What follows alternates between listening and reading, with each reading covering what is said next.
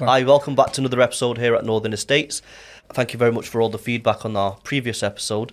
I've been going through some of these comments, Sachs, from the last episode. Kind of just wanted to touch on a few of them because we are getting the same questions asked over and over.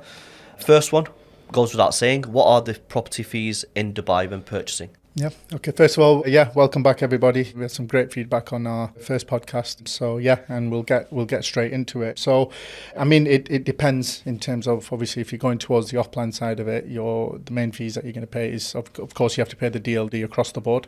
And for anybody in the UK, it's very similar to like we get the stamp duty fees we have is exactly the same here. You have to pay the 4% across the board, whether you're buying off-plan or you're buying resale. And then also you've got, with an off-plan property, you've got the admin fees, which are usually around the 5,000 mark, 5,250 mark. And then the accrued fee as well, that comes down to, obviously, each developer one around 1,000 to 2,000 dirhams as well. So that's pretty much it. You don't pay any agency fees or anything like that either.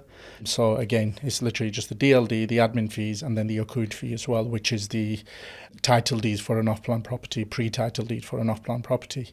Perfect. For those that don't know what DLD stands for, Sachs? It's the Dubai Land Department fee. So it goes towards the Dubai government kind of thing too, in terms of just to confirm that land is yours. And it's freehold pretty much across the whole of Dubai now as well. So it's freehold property and the Dubai Land Department fee goes towards that. I'm not sure if you know this, but it actually just came out in an article this week. Sheikh Zayed Road is actually turning into freehold. Yes, property. Al Jadaf and Sheikh Zayed Road. Yes, I read that as well.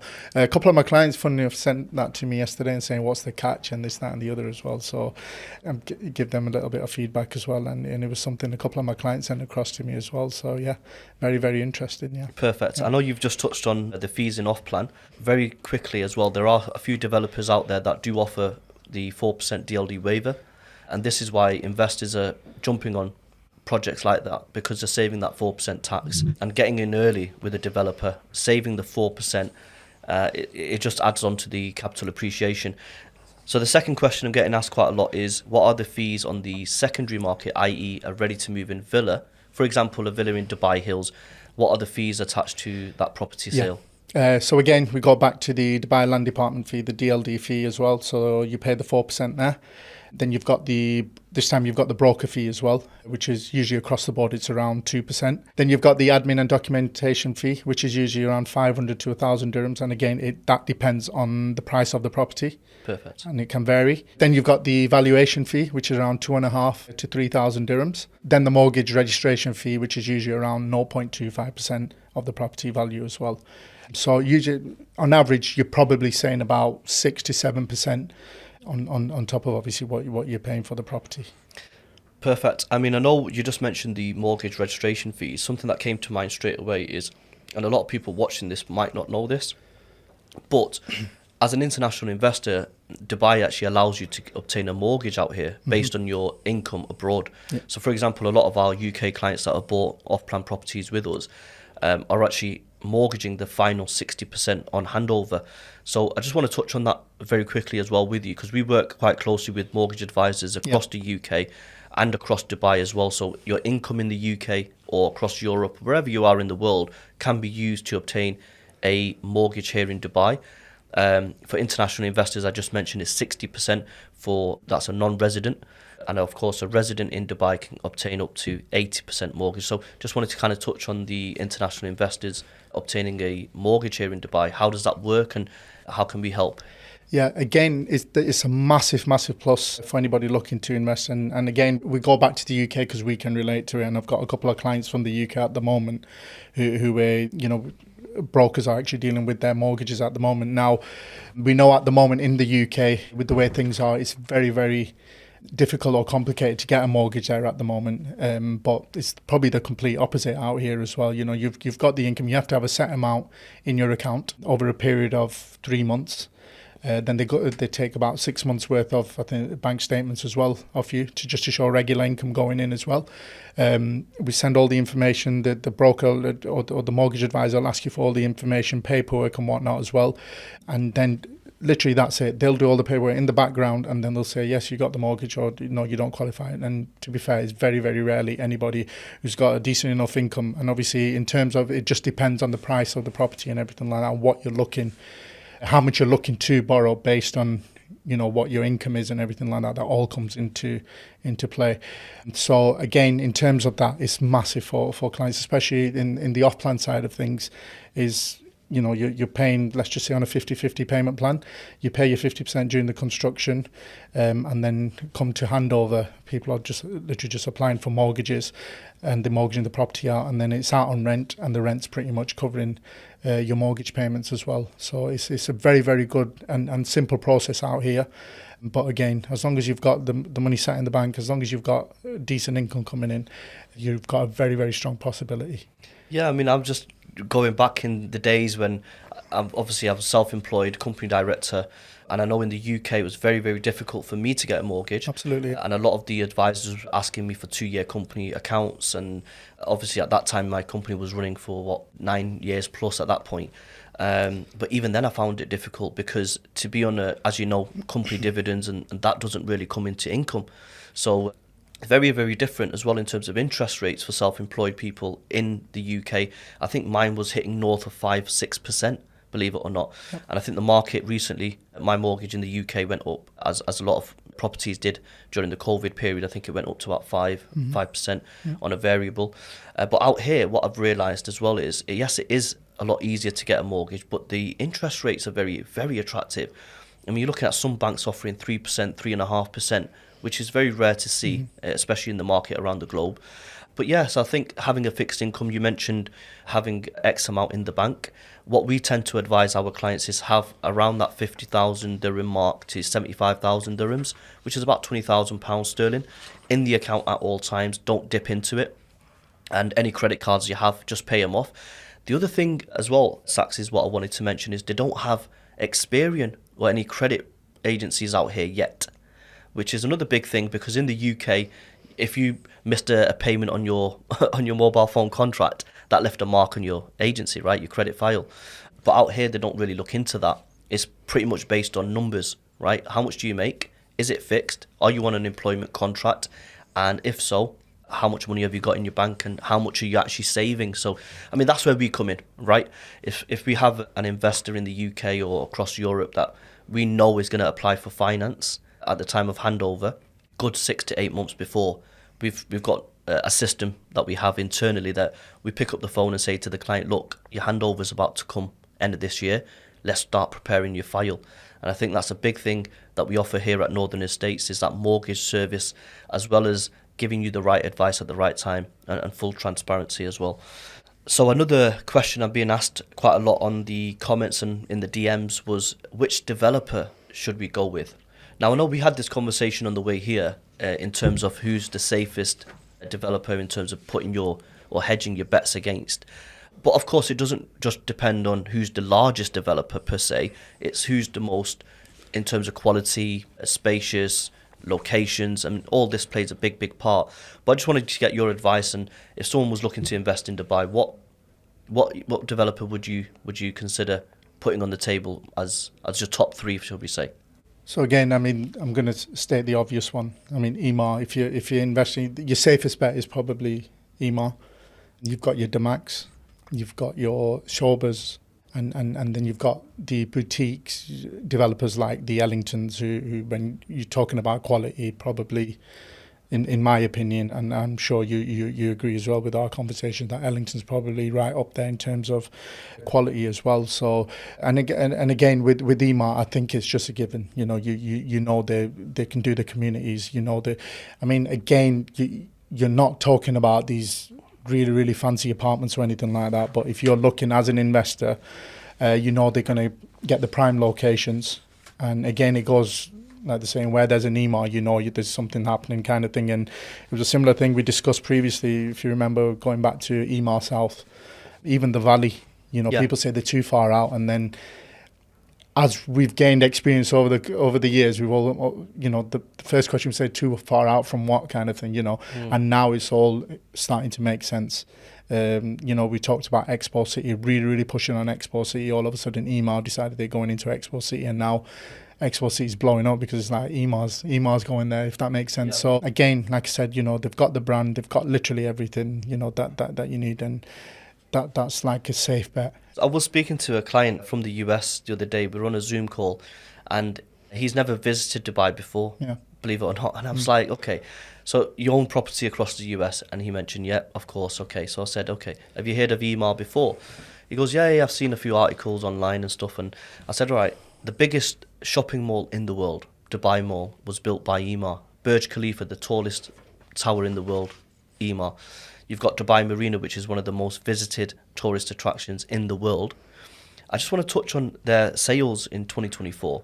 50 billion dirhams, which is equivalent to $13 billion in 2024. Madness, yeah. And they've not even scratched the surface Yeah. because of where they want to go. I mean, the Sheikh's got a beautiful vision planned out, and Emaar are a very, very strong indicator in terms of where that vision wants to go. You've got the... It's called... Bear in mind, they're doing launches literally every couple of weeks. There's a new Emaar launch coming. So we're talking about $50 billion and not scratching the surface. And you look at Dubai Creek, you look at even Dubai Hills, there's still land there, which you know is going to... Obviously, there's going to be... buildings coming up and whatnot as well. So it's just goes to show, and every couple of weeks they've got new launches coming as well. So it's just huge, like, and they've still got the demand. Yeah, I was just going to say as well, I don't know if I sent you the video across as well. There was a new off-plan launch every 18 hours in Dubai. Now, when you look at that in perspective, what you're looking at here is, why are the new launches coming into the market, and who's controlling these launches? Because a lot of people will say, oh yeah, they're just flooding the market with apartments and villas, but why? What's the reason? It's because of the Sheikh's vision. And a lot of people don't know this, but the Dubai Land Department have to regulate and approve these launches before they reach the market. So every developer has to have an escrow account. How do you open an escrow account? You have to go to the Dubai Land Department. It's not as easy as, I want to build a project in Dubai Hills and I need an escrow. It's, where's your planning permissions? Where's your architectural Due designs? diligence, isn't it? Yeah, absolutely. The Dubai Land Department has a look at them and says, right, we'll stamp the approval on this, because what they want to do is control the supply in the market. If they're allowing a new off-plan project every 18 hours, what do they know that we don't? And I was reading an article a couple of nights ago, and they were saying that they're launching these projects to cater for the population increase. I want to touch on this as well with you, Sax, is where the population is today compared to where we're going to be in 2040. Yeah. Now, again, we're hearing murmurs, and we hear people, a lot of investors say this, and rightfully so, absolutely rightfully so. You're saying every 18 hours, which is just madness. There's a new project coming out every 18 hours. Now, at the moment, we're around about the 3.8 million mark, if I'm right in saying. And there was an increase last year, almost 170,000 people moving to Dubai in 1 year. And these are people actually relocating to Dubai, officially got the Emirates ID. That's what the statistics are going off. And year on year, there's massive increase. And by 2040, obviously the Sheikh's vision, they're looking to increase that to, they want to get to around the 7.8 million mark. Yeah, so you're talking around about double where we're at the moment. So now when you go to where people are saying there's going to be an oversupply, we're hearing that a lot, and this is what I was just coming back to there, where we're hearing, a lot of concerns there's going to be an oversupply, there's too many projects, building work going on. But when you think about it, what we've got now is going to be double that. Wow. Hence the reason you've got, obviously, towards Dubai South now, you've got Expo City, Palm Jebel Ali, obviously the new airport coming as well. They've got to accommodate for all of this. Yeah. And everything, when you look at it now and you think, where Dubai is currently, and now they're literally going to mirror that towards the other side, if that makes sense. So if anything, we're probably going to get to a point, the way it's growing, we're probably going to get to a point where there might even be an undersupply. And there's a good chance of that, just based on, you're talking 170,000 people last year, and we're going off figures at the moment now, there's a shortage of 10,000 townhouses and villas over the last year. Can I tell you an interesting fact that kind of crossed my mind as well? And I'm relating back to New York and London in particular. But Dubai has learned from previous real estate markets that we have to, and we're always forward thinking, and hats off to the Sheikh in terms of his vision and how he executes this. Mm-hmm. What he's doing now, and what the team here in Dubai is doing, the vision behind this, is to stop there becoming a problem of people living on the streets. It's a massive thing in the UK. You get homeless people. In Dubai, it's very rare that you find someone that's homeless. Very, very rare. In my experience, and since I've been here, I've never seen a homeless person. Mainland Dubai, you just don't get it. You just don't get it. Yeah. So I think what they're trying to do is these 18-hour launches that's happening is preventing all that from happening in the future. So yes, we are going to see an increase. And these 170,000 people that moved to Dubai in the last 12 months, 2024, they have to live somewhere.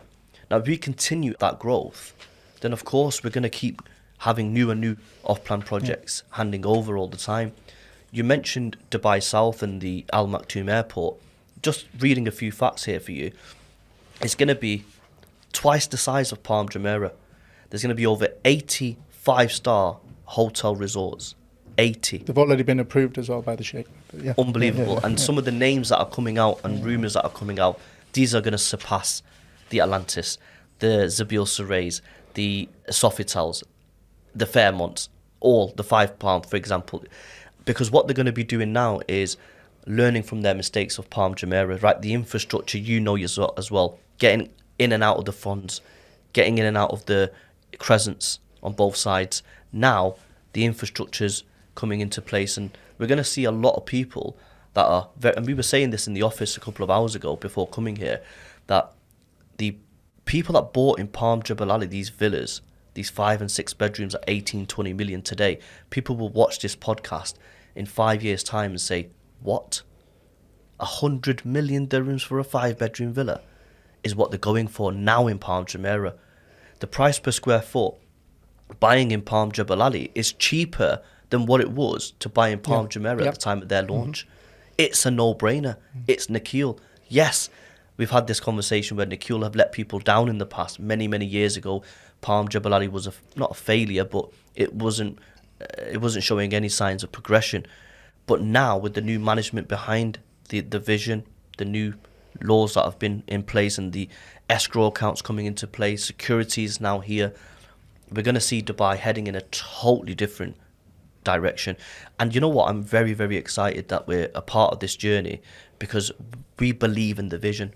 And I think a lot of people that pick up the phone and speak to us, they will say, right, I can buy a property with this developer, this developer, this developer. But the key here is, what's your end goal? And we were talking about discussing flipping. So I had another comment come through, and I was looking at this earlier on today, is how do I flip my properties? And I think it's not as easy as saying, right, okay, buy this and we can flip it.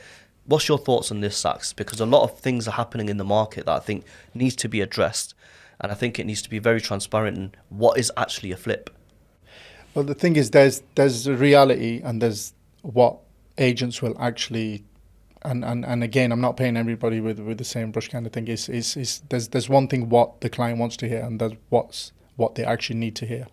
Okay, so a lot of agents say, yeah, at 30% or at 40%, you can put the property up for sale. You can so-called flip the property and make 2, 3, 4, 500k, whatever it is. Where in reality, and the way I'd approach it, and I'm sure you'd approach it, and anybody who's looking out for their clients would approach it, is say, look, the best time if you do want to flip a property is, and we're talking off-plan in particular in off-plan. Terms of off-plan, yeah. So you're buying the property, okay, you keep hold of that property for as long as you can, yeah. So you make your payments, and let's just say you need to hold it for at least 2 years. That's kind of my rule, and what I tell my clients is I have that 2-year rule. It doesn't have to be across the board, but that's just my rule. Say, look, you need to be holding for at least 2 years. Ideally, you want to be holding until handover, because once the property is physically there, you put it up for sale, you put it on all your portals or whatever it is. Once you can physically show a property to a client, the value's automatically going to go up, because they can actually see and say, right, okay, this is what I'm actually buying. And this is the risk somebody has taken on an off-plan property. You bought it at entry level, you bought it at developer price, and there's always going to be increase year on year. But you've got to be in it for the long run. So if you're buying a property 2025, it's going to hand over in 2028, I wouldn't even tell my client to be right, listen, pay your 40, 50%, whatever it is. When it comes to handover, you will start getting agents calling you, or I'll start getting agents calling me saying, is your client selling your property? It is just how it works, and it's happened over the last couple of years. You know, we've been here long enough where we've seen properties handing over our own clients, and they're saying, "Oh, we're getting calls. They want to rent our property or they want to buy our property, and we're making a premium on it." So for me, flipping a property isn't as simple as pay 30% off 40%, depending on who the developer is. I would say hold for at least 2 years, or ideally hold until handover, and then look to say, right, okay, just before handover, put it on sale, and I can pretty much say, 80% of properties will sell at profit at the moment. There's two things I want to touch on here, and it's a conversation that can go in two different directions now, because a lot of agents in the market, and I think this is where we need to be very transparent and open here, people will say, here's a one-bedroom apartment in Ellington Cove, for example. Ellington Cove is in Dubai Islands, which, funnily enough, we were there yesterday. Beautiful location, a lot of the infrastructure is already in place. Nikhil have done an amazing job, and where that's going to head, we'll touch on that in a different episode. But let's talk about Ellington Cove. You've got sea-facing units and you've got back-facing units, right? So when someone says, right, we'll buy a one-bedroom and we'll flip it at 30%. Now, we keep saying 30% because a lot of the developers in Dubai give something called an NOC, a no objection certificate, where they give you the rights to sell. So a lot of people watching this probably won't know. You have to pay 30% with Ellington, for example. They give you the document to say, right, now you can resell this on the secondary market. But what you have to remember is, when you're looking to resell on the secondary market, you want the seller is expecting the buyer to pay 30% what you paid so far, plus your premium, plus 4% DLD, plus the agency fee of 2%. So now you're asking someone on the secondary market to pay you out, let's just say $1 million dirhams, 30% is 300,000 plus all your fees. Why are they going to pay you 500,000 dirhams, including all their fees, pick up the phone and get a unit with Ellington, or pick up the phone to North3n Estates, get a unit directly with Ellington at cost price? It just doesn't make sense. And I think they're the agents that are misleading this market to say, buy it and we'll flip it at 30%. 9 times out of 10, you will never see that agent again. When it comes down to 30% looking to flip, that agent is nowhere to be seen. And I think that's where the dilemma happens, and we see it all the time with these developers, where the agent has said to them, we can buy, we can flip. Flipping a property in Dubai is not about 30% in, 40% in. There's so many things, and we have a checklist, which I won't disclose here, but we have a checklist behind closed doors, and we want each and every one of them to be ticked before we even consider our investor buying that unit. We were touching on one of them in the office before about a low floor unit and how that is better than a high floor unit. Do you want to touch on what we were discussing before in terms of why someone should consider a low floor unit? Yeah, because we were talking about waterfront properties, beachfront properties and whatnot. And a lot of people have this thing about getting higher floors, which is fine. There's nothing wrong. But I think it more comes towards, if there's an end user who's saying, I want a good view of the water or whatever it is, ideally you want to be on a level where 8th, 9th, 10th floor, where you've got a water view at eye level. Yeah. I mean, psychologically. Yeah. So you want it at eye level, and it's little details like that we're trying to look at. This is how much detail we'd go to. It's like, do you want to be overlooking everything, or ideally do you want a view of the water where it's at eye level and you can see it, where it meets the sky kind of thing. Do you know what I mean? Yeah. This is where we've got to get, the attention to detail, show them where the unit is, show them the actual floor plans, and not just say, yeah, I'll get your unit on the 68th floor because it sounds good. Why do you want it on the 68th? Why do you want it on a high floor? I mean, that's another thing as well, right? There's been times where a client has come to us and said, look, I want a unit in this project. And that project has had its pre-launch phase, it's had its launch phase, and now we've got 10, 15 units left over. There's two things to ask here now. Why are these units left over? There's one particular project in JVC that me and you know, there's units there that don't sell right now in that particular project because it doesn't have a balcony. You know which one I'm referring to, yeah? Now, that particular project, we wouldn't offer our clients. The payment plan's amazing, but a unit without a balcony, that's going to put tenants off. We know that because we're in the industry, but to an individual sat on the other side of the world is going to think, bloody hell, I can get this one-bedroom apartment for 700,000 dirhams. Yeah, it looks amazing on paper, But when it comes to renting, you're not going to be making your 8, 9, 10% net returns. Does that make sense? Mm-hmm. So I think that's a big thing. And I think you're touching on floor plans as well. And I'm a big believer in analysing the floor plans, making sure you get the right layout. Even little things like, are the bedrooms en suites? Shoba, for example, who we deal with on a daily basis, some of their apartments don't have a ensuite, which is quite strange for a developer of that size to give a powder room / bathroom. I mean, I personally wouldn't advise my clients to buy that particular layout because of that particular reason, right? So, we live here. We don't want to be sharing our bathroom with a powder room with a guest, right? Does that make sense? Yeah, yeah. I think Emaar now, they are the Coca-Cola of Dubai, right? The brand name is there. They're amazing in terms of the reputation that they hold and the trust that they hold in the industry. But one of the things that I believe is, yes, Emaar is a safe bet, as you said, but the quality for me, it's not the same. And I think we want to touch on Ellington. They offer this hotel resort type of living in an apartment. So you've got the saunas, the gyms, the jacuzzi, the swimming pools, there's kids' play area, the barbecue areas, the jogging tracks.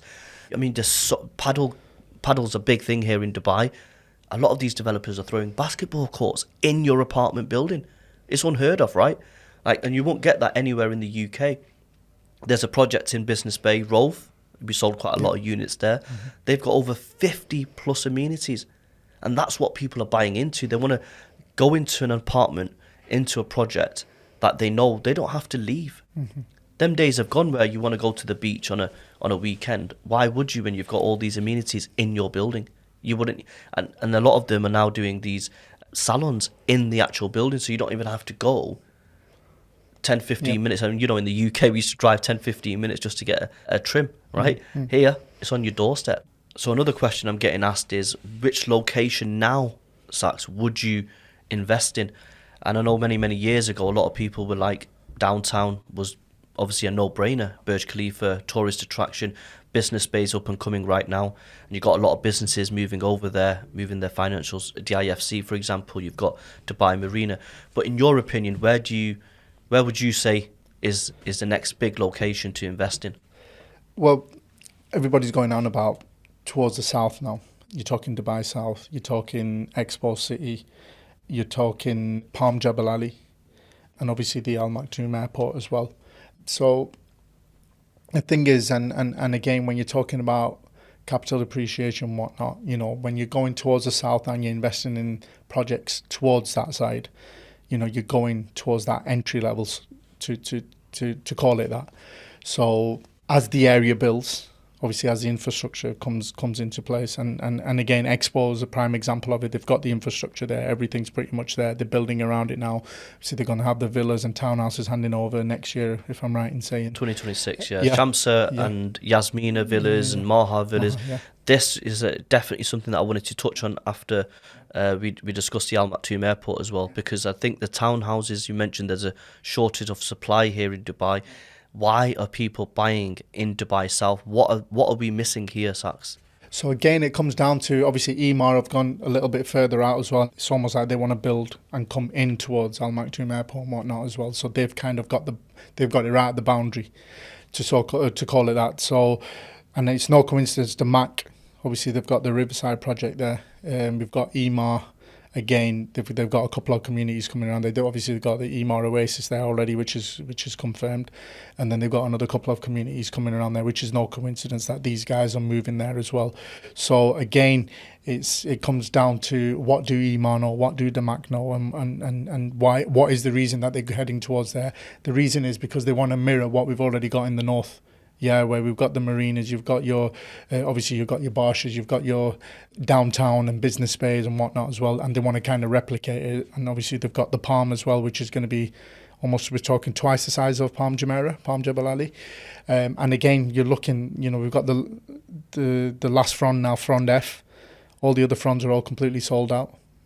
Do you know what I mean? And you just think, what is, how are people investing? But the reason being is because people know, if they missed out over the last 10, 15 years in Jumeirah or in downtown or whatever it is, this is where we need to be now as well.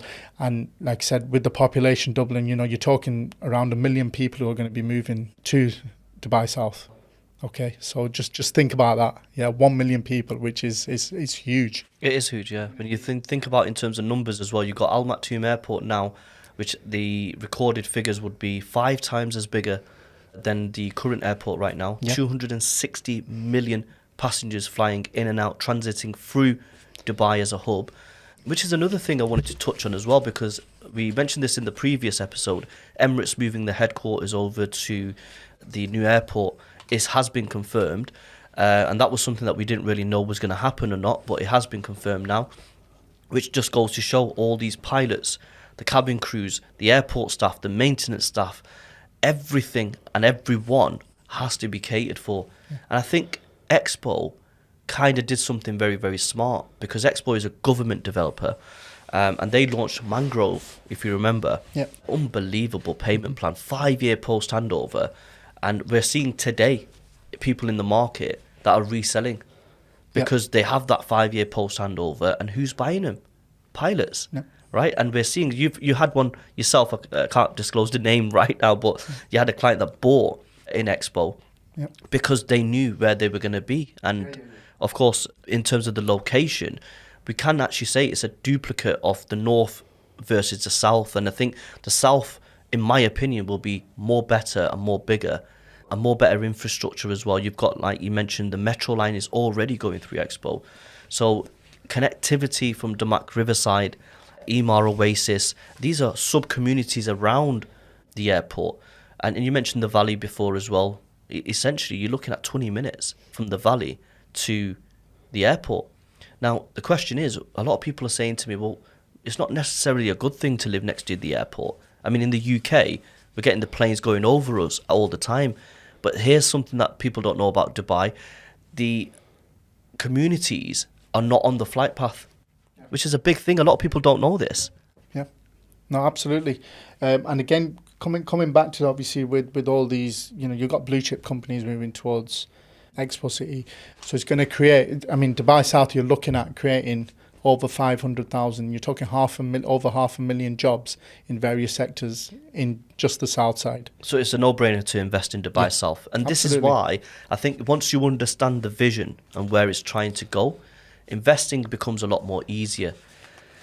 And I think coming back to the flipping conversation that we had before, the second thing I wanted to mention was no one should invest in Dubai if they cannot afford the payment plan. And I think that's a big thing, because it's not financial sense for someone to say... This is where we come into play.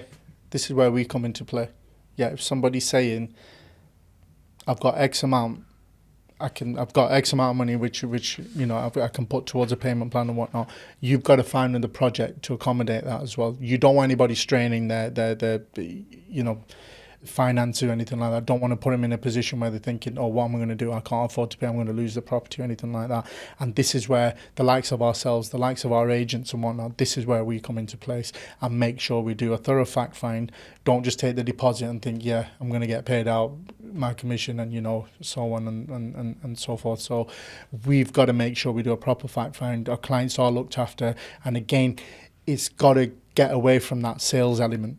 Yeah, you've got to make it personal with your client. And that's the way, again, you've had it, I've had it, where we end up getting referrals from families. I've just had a client send me his brother-in-law and his one of his business partners as well across, looking to put EOIs in now for a certain project, just because he was looked after 2 years ago. He's made a profit on his property. He's renting the other one that I sold to him as well, and he's getting really good rental income. And he's thinking, right, okay, I can show for this. And now he's sending me family members and whatnot. And you've got to make sure you take the client literally from the start of the journey, make sure you've done your fact find, make sure it is affordable for them. If it's not, find them something which is a little bit cheaper. They might have said, right, I want to get a 2-bedroom, but in the end, they probably only got finances for a studio. So find them a studio in an area where you say, right, you'll still get decent rental income, but this is more affordable for you. Do you want to go ahead with it, kind of thing? So you've always got to make sure, yeah, or they might say, yeah, I want a studio or a 1-bedroom. They might have the finance to get a 2-3 bedroom and say, oh, they could buy, instead of buying one property, they could end up buying 2 properties. So you've got to make sure again, the affordability is, you don't want to strain anybody's finances, and make sure you do your fact finds thoroughly, and that's where we come into place. I think it's under promise and over deliver. And of course, anyone watching this as well is jump on a Zoom call with us. I'm more than happy to kind of go through the numbers. I see North3n Estates more of an investment advisory firm. Because for us, it's not about selling, like you said. We have to be in this for the long term. And this line of work that we're in, it only works off referrals. And it's only fair to say that the clients that you've just mentioned, a few referrals, I've had a few referrals come through last week. And this only happens when you provide that grade A experience. And I think when we're talking about experiences, I've got a client that I'm dealing with right now, actually, an inquiry that came through on a listing that I put up for Sky Hills in Dubai Science Park on Sakim.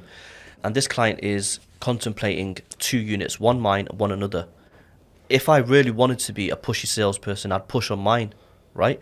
I literally just give her the facts, the transparency. Yes, the other one was a good project, good developer, good payment plan, and it's ready soon. And that's a big thing, right? It's ready soon. Versus mine, which isn't ready till 2027. So do you want to wait 2 years on a payment plan, or do you have the finances to buy something ready and rent it out straight away with instant returns? And of course, yes, I might have lost that sale. However, if I show you some of the messages, she completely appreciates the transparency, and maybe somewhere down the line, maybe, right? And the way the universe works, maybe that client might refer me to someone and said, look, this guy was very, very honest, very transparent. You didn't need to be, because the thing is, I wasn't thinking about the commission. I was thinking about what is best for that client. And I think anyone watching this, jump on a Zoom call with us. Let us give you free advice, right? Let us go through your investment portfolio. Let's see what assets you hold right now, whether it's in the UK, across Europe, whether you own property in Dubai. Is that property making you the best rental return? Is going long term better than short term? We have a property management company within North3n Estates where we property manage a few properties right now. And the data goes to show that renting long term on them properties was actually more viable than short term. A lot of people think, oh, I'll just whack it on Airbnb. It doesn't work like that. And I think that's where the conversation needs to be cutthroat, and it needs to be, we cut through the noise, basically, right? We don't want to give you beating around the bush, straight to the point. Is your property in a location that's going to make you money on the short-term market, Booking.com, Airbnb, Expedia, for example? Or are you better off sticking to a tenant that's going to sign 12-month lease with you, and 90% chances are that particular tenant doesn't want to move at the end of that year. He'll renew again. Yeah. Yep. Another comment, Sax, that's come through is, I'm a family of 4 looking to relocate to Dubai. What are the school fees? It's a very interesting conversation because, of course, I've got 2 young boys myself, and obviously the school fees here is very, very similar to the UK model. In fact, my kids go to a British curriculum school, which is a good thing. A lot of the teachers here are from the UK. So in terms of language and stuff like that, my kids are learning Arabic as part of the curriculum as well, which is, I think, is a benefit. My kid the other day was coming up to me saying Kayfa Halak and stuff like that, and Wali Shukran, and these are things that I'm learning as well. But to see my son do that is quite interesting, because this is what we pay for, right? We're paying for that safety. I mean, we touch on safety in Dubai and tax-free, and everyone's heard this before. So let's touch on that, Sax, in terms of the school fees. What we're looking at in terms of on average, because I know every school is different, right? I mean, looking into it, you're probably talking around per child, it's around, would you say, between 40 to 60k? Yeah. In terms of dirhams? Well, it depends on what stage they're at, right? So if they're in year 7 high school, for example, you're looking at 70,000 dirhams a year. Yeah. If you're looking at, I mean, my kids are in year 2, so I think his is around 45,000. Yeah. I mean, in plain English, it's like £1,000 sterling per child per month, on average. And well, I hope that answers the question, because it's around that same price in the UK. I think it is around £1,000 per month per child. Yeah. But one of the things, the major differences is, of course, the weather. The kids are unbelievably fortunate to have that weather 365 days a year, but also the facilities as well. And a lot of people don't talk about this, but yes, we talk about the English teachers and the British curriculum, but the sport activities, that these kids are doing as well in the schools. Something that I've never seen in the UK, right? Yeah, because again, one of my friends who moved here, was it last August? Him and his wife are teaching in a certain school. And again, he just goes on about, obviously he's doing football coaching and whatnot as well. But just in terms of, they're already instilling into kids in terms of positive mindsets, in terms of, you know, I mean, obviously they can afford to do days out with obviously you look at the British weather, and here they're having like forest class and taking them out on day trips and football trips, cricket trips, whatever it is, you know, they've just so much that can be, especially for kids growing up. And obviously remember they're integrating people from all parts of the world. You know, it's not just British students or Indian students, whatever. It's a mixture of everything as well. So they're getting to see people and other cultures, and it just becomes, even for a child growing up, you know, just imagine having all of this. I mean, obviously we were in British school or whatever, it was predominantly British or whatever it was, but here you're literally getting to know people from other cultures or whatnot, picking up things from their cultures, and they're picking up things from our culture or whatever it is. So it's just, even for kids from a really, really young age, just imagine the amount of confidence they get, and they'll probably, when they get older, they'll probably want to travel to all these places as well. Wow. So I think it just, it makes you feel kind of your child's getting not just the benefit of the education, but obviously learning from other kids and what their backgrounds are as well, and just appreciating and respecting the cultures. Absolutely. I want to touch on that before we finally close off. Is Ramadan's about to come. Dubai is unbelievable during that period. A lot of developers are giving out discounts and DLD waivers just as a bit of a thank you to the industry, really. A lot of them do it to kind of attract new buyers into the market. And I think if anyone is looking to invest, now is the time to pick up the phone and speak to us and say, look, what's coming up, what offers are in the market. We're going to see a lot of DLD waivers from the top developers. Email won't do it, but they don't need to, right? But you will start to see a lot more of these offers on the market. So definitely a good time to get in and just have that conversation with us. Pick up the phone or jump on a Zoom call. And I'm all for having a Zoom call. We've had... so what people got to realise, you're not calling us to say, oh, I've got to close a deal with this guy, I can't say no or whatever it is. You're literally calling us, get a bit of advice. If you're moving forward, if you want to go to the next stage, which is obviously go out to viewings or whatever it is, see what the project is. Obviously, we send you out the details. You know, with that, if not, you think actually it's not for me, fine, no problem. You know, maybe it's just not the right time for you, kind of thing as well. But have that initial conversation. Just any element of doubt you had, at least we can kind of, you know, we can pinpoint everything out, whatever questions you've got, whatever it is, and then we can say, right, okay, yes, this is for you, or no, it isn't for you. It's literally, it's either one or the other. Or you might think maybe, you can still be maybe, I'll try in a few months or whatever it is. But at least have the initial conversation with us. And like you said, with Ramadan coming, obviously, you know, people think it goes quiet here, but if anything, you get all these offers, and if anything, we'll probably work harder than ever in that month to try and make the most of these offers and offer them to our clients, even people we personally know who have asked us, our friends and families, because at the moment in the UK, the way things are in the UK, you know, we own property or land or whatever it is, that the way things are in the UK, people want to actually get out of there and open businesses here or find ways to, you know, invest their money out here as well. There's no better time to do it than probably around Ramadan time as well. So it's a very, very good time. And in the next few weeks, honestly, it's definitely worth just having the conversation. And if you've had any questions about Dubai, you know, maybe it's something that will kind of, your head will get turned. I've got absolutely no doubt about it, but at least have the conversations with us. If it's a yes, fine. If it's a no, absolutely no problem. There's no issues. You know, we're not here to sell to you. We're here to offer you the advice and say, this is what's on offer. Does it suit you? Yes, it does. No, it doesn't. Yeah. Which is what I was coming back to. We're more of an investment advisory firm. I think when people understand the concept of what North3n is trying to do in the industry, it's not your overnight agency. We want to be here long term, and I think we understand the vision and we understand where we want to go.